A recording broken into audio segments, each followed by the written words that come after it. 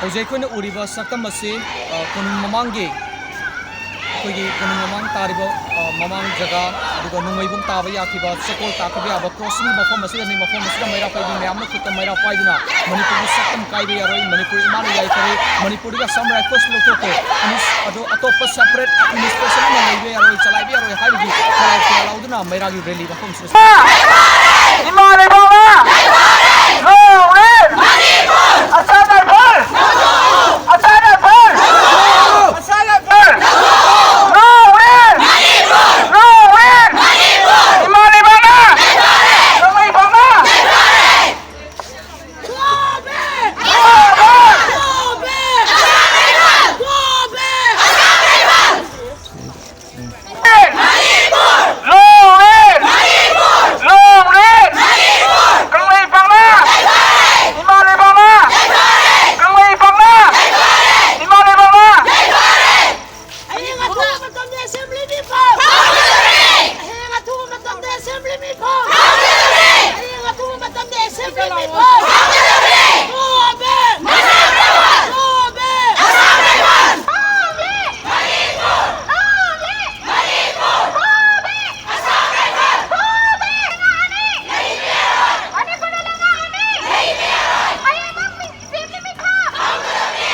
Hojai ko na leribo mafam masi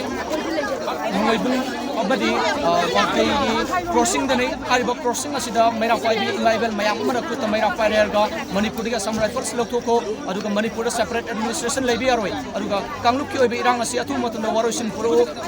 na bigidang te assembly session haima kogadun ne haigi polau ki amrum laudina kong badagi na mafam asi fawa kong na maira reli laktuna hojiki crossing mafam sileri ba maira pai bi level singa unaduna makoi gi pungi apa masing du kari kari lebi ga hagido kong ko himgi tanjaru lungsege biyem taru lebi si akhoi na chaliba ningam da ba mayam gi mi ho to tha sum na tor ba matam san Narendra Modi na wai anta hai da gi lei basi akhoi yam ngai te ba khoi na vote ki matam da di hafta kan se lak tilaga moi gi bu ki bani akhoi Manipur gi basa sinjina adu kali gi ngasi wai yam ba hai bi da maram yam ngai te adu ga akhoi na pen di ba ngasi awa ba mayam masiba na ba mayam si ka moi ne ka su ai ta nupi ani khakidam ta di mal thola wai yam nganga ga akhoi bu badra piba khoyam ngajade aduga akhoi gi mangat kakna haliba mayam ama adagi isai su mayam ama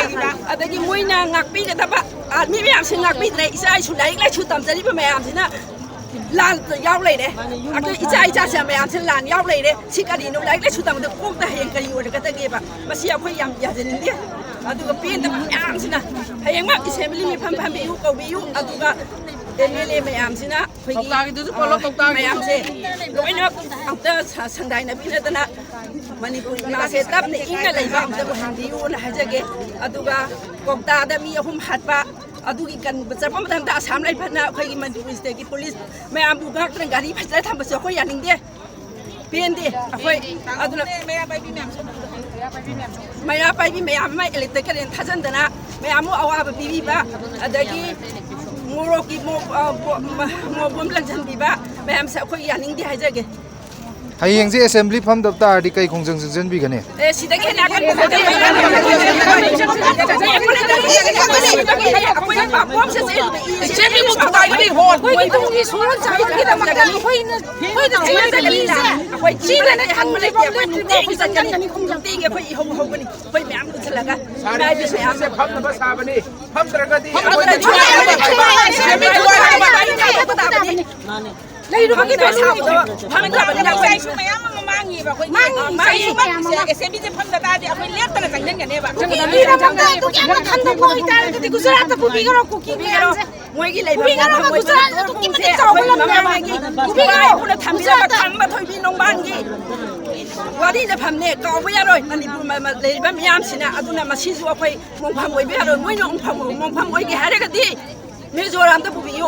ผู้สระแต่คนพวกให้มันมาทำบินวันให้จะกินได้เลยแบบมาปั้มเลยมวยรังข้างในร้อนแต่ยาวเลยแบบปูเลยให้แบบมาเสร็จเราค่อยกินมาให้ไปยากเลยมันนี่พูดที่ชกีมารูพังนับพุกว่าBerkah ni. Nak ko teroris mayam tu ki pumbam nate. Koi dor pung se. Ya tu koi yaning te. Ya masuk lagi. Ni hai tahu kita koi siapa kira koi apa. Modi ki pung nara kan pung koi modi kan kada. तसेंना हाइरगदि कुकी सिंगसे तसेंना मनादि गुजरात कुबी गनो बेजु के मते बियामा यातारगदि कुकी खरगे मारे अदुकी मते मा जीवकी दे मरमदि कइनो हाबदा कुकी नपी खरगी दमक्तदि मफी यावना लेके बसनल हाइबकीदि मा चोंथोंगांगे चुकीना ताउ हेना मणिपुर की मियाम जी ओतना सिबना बा अदुकी मते यावना सिबका मा तुमिन्ना येंगलेगा मची बाबू येंगलेगा कुपी नु कुपी अनि homgi namanta neketa chanale haibagi di matu hoi ki aduga manglam chata lan horba matamda hoi ki nupi angang karam bakadi phibam dali ki haiba mayam puno mala khangai banga tane mani mani ma karigi ude hayu ne ani maramgi namanta na ma udri banu aduda na ma mana pangbara mami tamra hoi sao bagi panthai lai tane ayaba manipur assembly seven administration manipur entity manipur ki satta ayaba manipur assembly manipur ki show seven administration hojik kuna leisure bung mafam asi hapta kangjibum ge nakal leiriba sanapun laikai haina kunriba palace ki hek mamang asida muktane mafam asida leiriba mera 5 sing imaibel mayam amana manipur ya pun besakam kai be yaroi aduga hayengmak manipur da akhanaba assembly session pham gadabani amadi su gi ground rule thukai ba singi mathakta akan action logadam ne habgi kholau kya laud mafam se khongjang sengchili si kari wakhalon dano kari pandam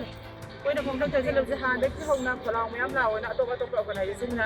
ma'am लेगे अदुबु ngरang nhan gi assembly mi khonte taragada manipur gi kamta keno upgrade laktaba koi gi poche thengnajarko matamsida akoi gi pendraba kholawa se akoina india go mema yaudra ga social media di yorga mathanga next ta social media sing mapalam da akoina apamba se mapana yohon nabagi damakta akoina sin gi kholawa se lawjaba ngasai gi mayam sin law ki konjel se ta matamda athuba matamda assembly session pham gadabni haibu kolom ta jaki masiki pondok puri wakon kari wakalon dano kari gidamta assembly ki session si yamas na pham gadabni assembly session de akoi gi manipur government na kai gumba thauko ama emergency sok ta di matam wat pata su muina pham ge di kudak session bangam de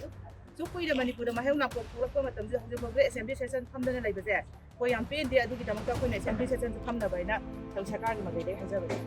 Assam Rifles in the Satari Batong in the Tongan Mike made a 5 days in the Makui Pen, the Wapong Piarum, Lake, Wapong City in the Victory Wapong family. Ako itong kanjab the BSF layer the Kimaratana infantry the Bukhari mentally muy bias labor sabog de ko hande to ko asam persona ko ki ki min ko ki se ki sang sang ya pata na bise pota kai ta pata no ngarang na hande su manipur police command ne efra thaka to ko su leire adu na city amna seng da babu kam ne city ko na lo do ki kem kana de hojik fauda asana those lokto ning bane akoi puna mangna pamebse aduba hojik bo loina lokto e hairaga su lokto ko option di sungai leitri mafam sidagi puna makki oina manipur praja puna makki oina asana those di thamba sumba pamdrabdi moina sathariba niti niyom tokoriba thubak sing sidi akoi maitai singge tasengna tumhalage manghalage habigi mata gun tokoropadi sigi thabak sidi tohaningde moina mayam se bu ngapi senbigani na lakibani ngapi sengi do de phajana maong marin tana Maka magi usur phajana ani tasengna moidi kuki gi damakta lakpani adu eba targadi fan bigim nen bharadi Okiba megi tarik ahumdagi thukleba kanglup ki irang asina maram oiraga manipur gi tampaki mafam kya amada merak 5 ima ibel mayam amada pendagi kholau kya lauri ngasi maksu manipur gi governor unaduna manipur thukleba irang asigi warosin athu matunda purakna bagi damakta merak 5 ima ibel mayam amagi mihut kya na memorandum pawu pisin belekre mafam asimakta dasu sanapunungi laikai asida merak 5 ima ibel mayam amna mafam si thoktuna manipur tawriba hoji thukleba kanglup ki irang amadi Assam Rifles ki thawong kya da pendagi kholau kya mafam sida lauri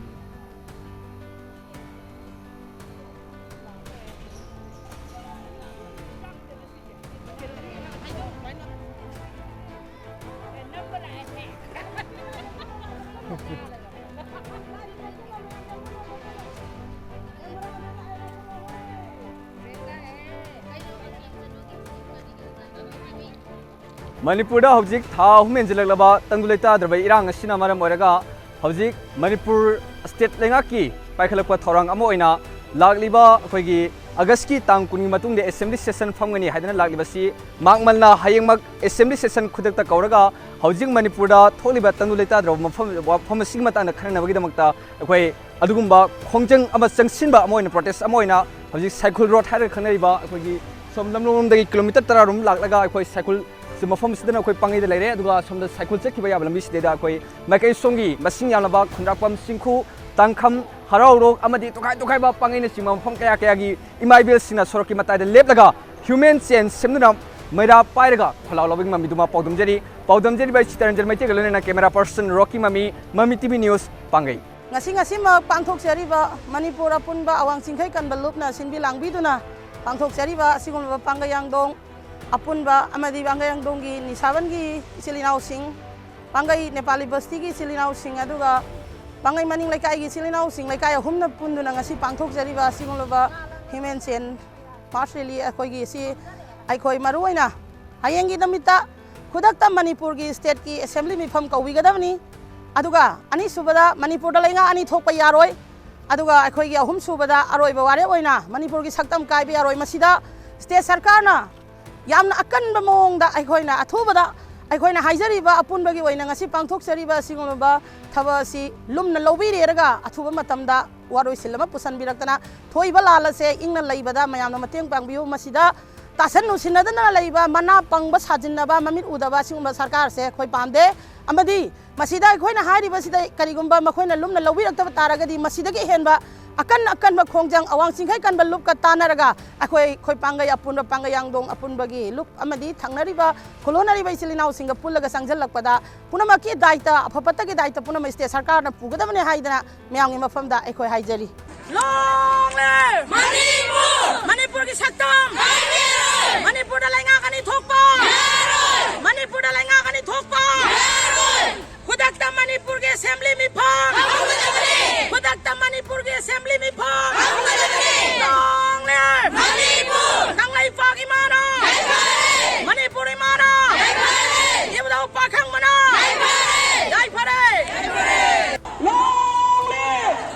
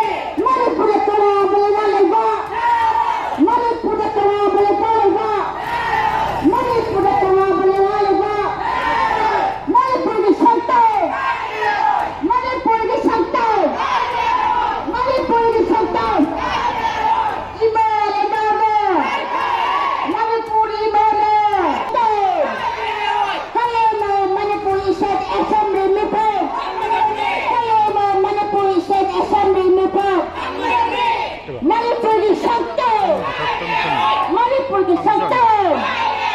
Manipur की शक्ति मणिपुरी माने kasi ingam ka mading kalap na kon bai iyada ako apun balup na nasigi human chain maya leli na maya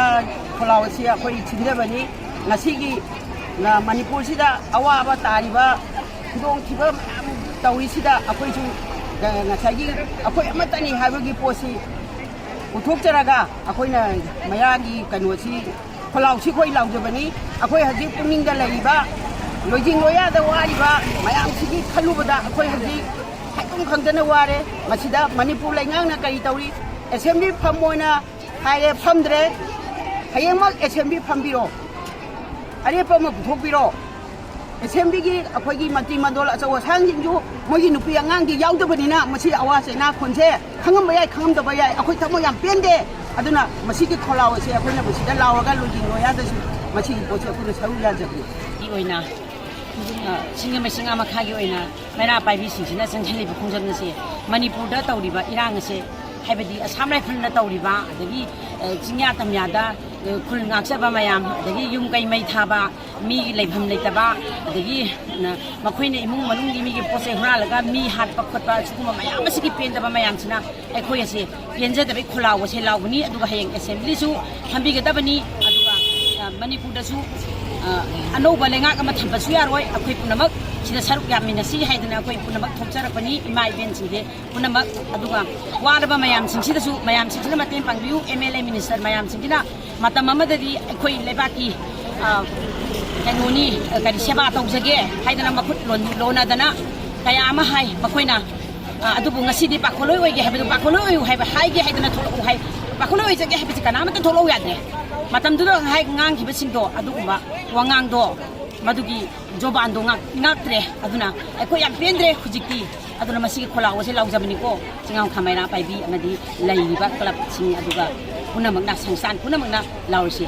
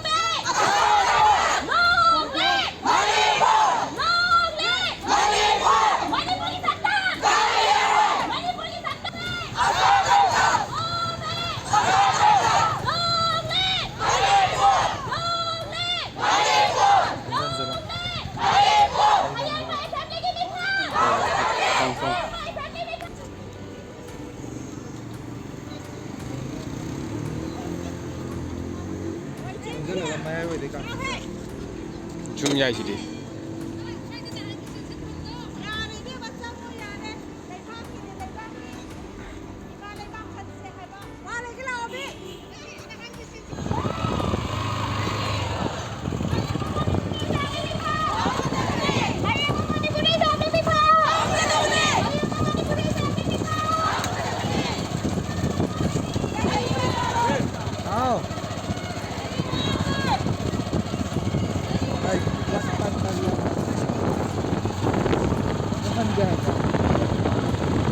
시원하게 됐다.